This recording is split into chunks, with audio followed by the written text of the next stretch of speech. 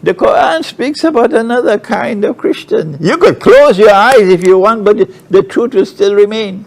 The Quran speaks about the Christian people who will be closest in love and affection for Muslims. And you know them in Akhir Zaman because we had them once before.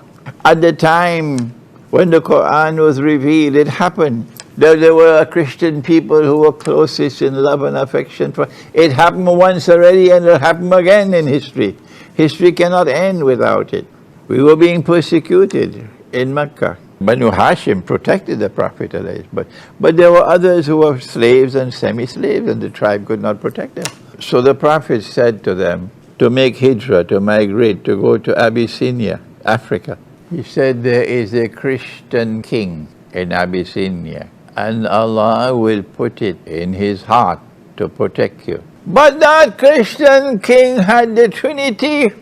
That Christian king was worshipping Jesus as God and the Son of God. You are angry with Allah for that. Yes, go your way. And that's what happened. And when that Christian king died, the man who protected us, who kept us, and when Makkah demanded repatriation, he refused it. He said, no, stay here, you're protected here.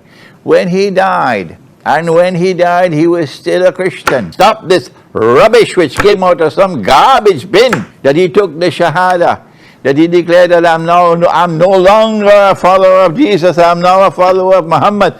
Is there any single Christian on the face of the earth who confirms that, except for you schoolboys?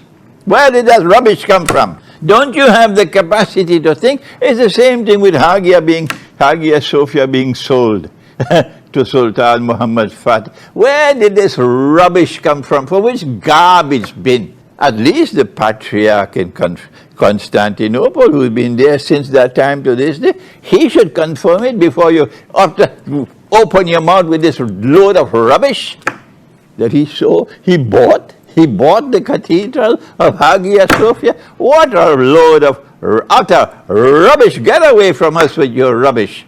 It smells bad. He was still a king, and he was still a Christian when he died. There's not a single member of his community who confirms that he abandoned Jesus and he started following Muhammad alayhi salatu wasalam. Not one, except for you schoolboys with your rubbish.